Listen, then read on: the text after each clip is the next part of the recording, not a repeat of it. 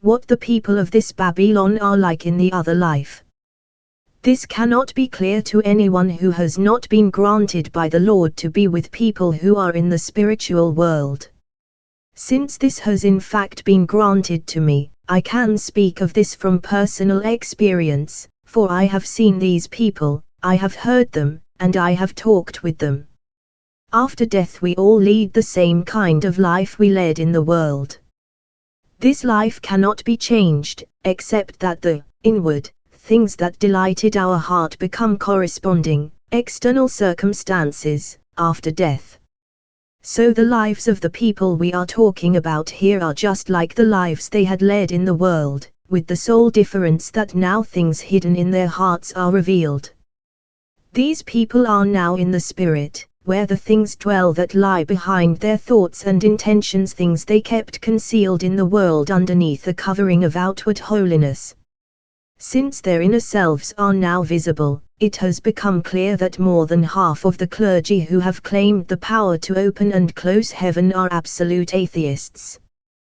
Their minds are obsessed by the power they had in the world, and that power was based on the principle that the Lord was given all power by the Father, and that this power was transferred to Peter, and by the order of succession, to the leaders of the church. Consequently, there is still an oral confession of the Lord linked to their atheism. However, this lasts only as long as it enables them to have some measure of power. The rest of them, the clergy who are not atheists, are so empty-headed that they do not know anything about people's spiritual life, the means of salvation, the divine truths that lead to heaven, anything about heavenly faith and love. They believe that heaven can be granted to anyone of any sort whatever at the whim of the Pope. Since we all lead the same kind of life in the spiritual world as we led in this earthly world, with no difference as long as we are not yet in heaven or hell, and since to all outward appearances the spiritual world is just like the earthly world, these people have the same kind of moral and civic life, and especially the same kind of worship, since this takes root and is firmly lodged in the deepest levels of our nature. None of us can be led out of it after death, either, except those who have been motivated by truth to do good and those who have been motivated by goodness to seek truth. The people we are talking about here, though, are harder to rescue from their form of worship than others are, because these people have not been motivated by truth to do good and have certainly not been motivated by goodness to seek truth. Except in the case of a few points, their truths are not drawn from the Word, and the few that they do have from the Word have been distorted by being used to gain power. This means that any good they do is not genuinely good, since it is the quality of the truths we have that determines the quality of the good we do. The reason for saying all this is to let it be known that the kind of worship these people practice is just the same in the spiritual world as it was in the earthly world. With this as a preface, I would like to relate something about their life in the spiritual world and also about the form of worship they practice there.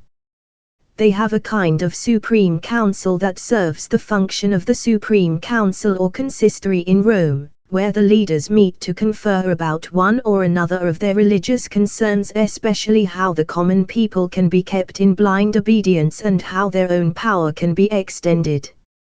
This council meets in the eastern part of the southern region.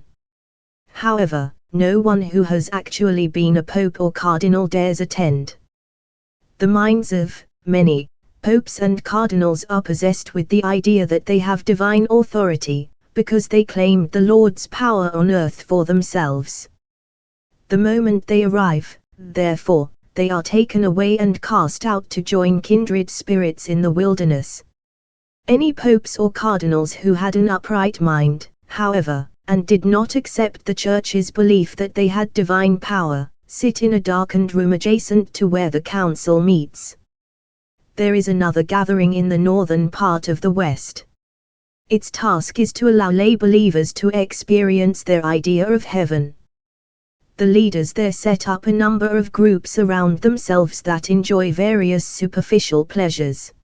In some of these groups, people play games, in some they dance, in some they are entertained in various ways to put a smile on their face, and in some they carry on friendly conversations. Over here there is a conversation about civil affairs, over there, about religious matters, and over there, about lewd subjects and so on.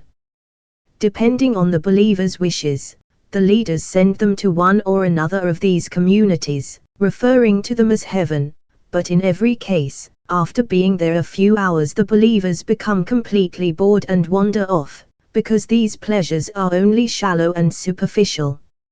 In this way, many individuals are led to rethink the beliefs they had been taught about what it is to be in heaven.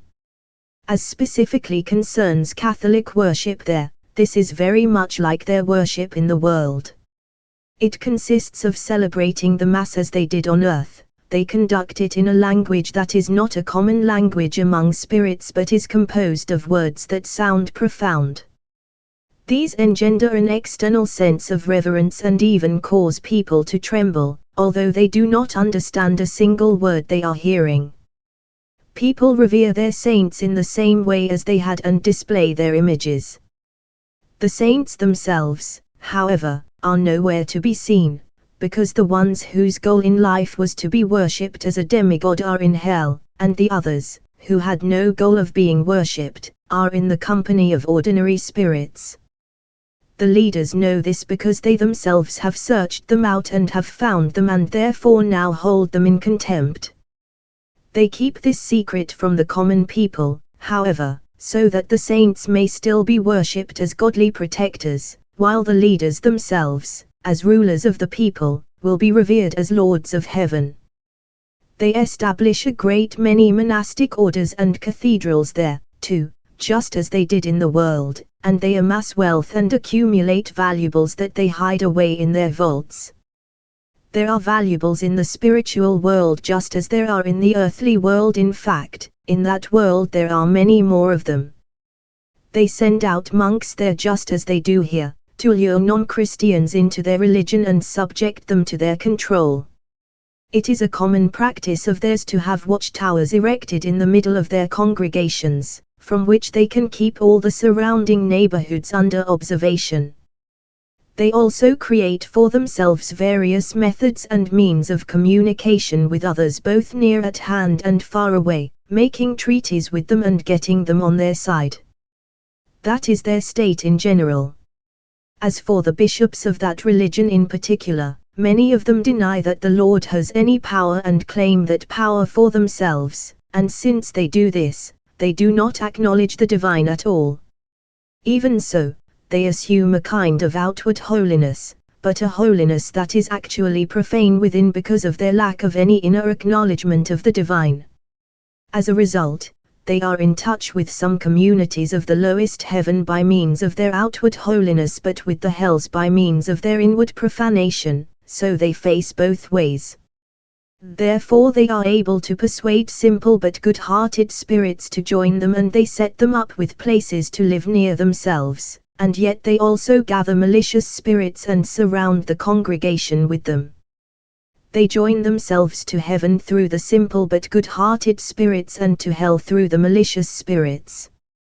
This is how they are able to carry out unspeakable things perpetrated from hell. These simple but good-hearted spirits, though, who live at the boundaries of heaven, do not look beyond the outward holiness of these bishops, and notice only the extreme holiness of their outward worship of the Lord. They are unaware of the bishops' crimes and therefore think well of them. This good opinion provides the bishops with their best form of protection. Eventually, though, with the passage of time, all these bishops lapse from their outward holiness, and are then separated from heaven and cast into hell. This may give you some idea of what the people of this Babylon are like in the other life. I realize that some people are going to wonder whether things like this really happen in the spiritual world, people who have a worldly focus and whose only ideas of our state after death and of heaven and hell are meaningless and empty. But things stated and explained in heaven and hell on the basis of what I have heard and seen establish that we are still human after death, that we are in the company of other people there as we were in this world, and that we live in houses, hear sermons in church, do our work, and see the same kinds of things in that world as we did in the world we left behind. I talked with some Catholics about the keys that were given to Peter, and asked whether they believed that the Lord's power over heaven and hell was actually transferred to Peter. Since this was a fundamental principle of their religious system, they vehemently insisted on it, saying that there was no doubt whatever about it because Scripture clearly said so. However, when they were asked whether they were aware that there is a spiritual meaning within the details of the word, which is the meaning that the word has in heaven, at first they said that they were not aware of this. Later, though, they said that they would look into it, and when they did, they were taught that within the details of the word there is a spiritual meaning that differs from the literal meaning the way anything spiritual differs from what is earthly. They were also taught that no individual who is mentioned by name in the word is mentioned by name in heaven, but that instead of the name something spiritual is indicated. Then they were told that Peter in the word means the truth of the church's faith that teaches good actions done out of caring. The rock that is mentioned there in connection with Peter has the same meaning, since it says, "You are Peter, and on this rock I will build my church," Matthew 16:18 and following. This does not mean that power was given to Peter but that power belongs to the truth that serves the doing of good, since all power in the heavens belongs to truth acting on behalf of what is good, or to goodness acting through the agency of truth. Further, since everything good and everything true comes from the Lord and none of it from us, we can see that all power belongs to the Lord. They became angry when they heard this and said they wanted to know whether there really was a spiritual meaning in these particular words, so the word as it exists in heaven was given to them. In that form of the word there is a spiritual meaning but no meaning that is earthly, because it is for angels, who are spiritual beings. When they read this passage in it, they saw very clearly that instead of Peter it mentioned truth from the Lord that teaches the doing of good. When they saw this they angrily rejected that word. If it had not been taken away at that moment they might very well have shredded it with their teeth. In this way they were convinced even though they did not want to be convinced that only the Lord has that power. No human has it at all, because it is a divine power.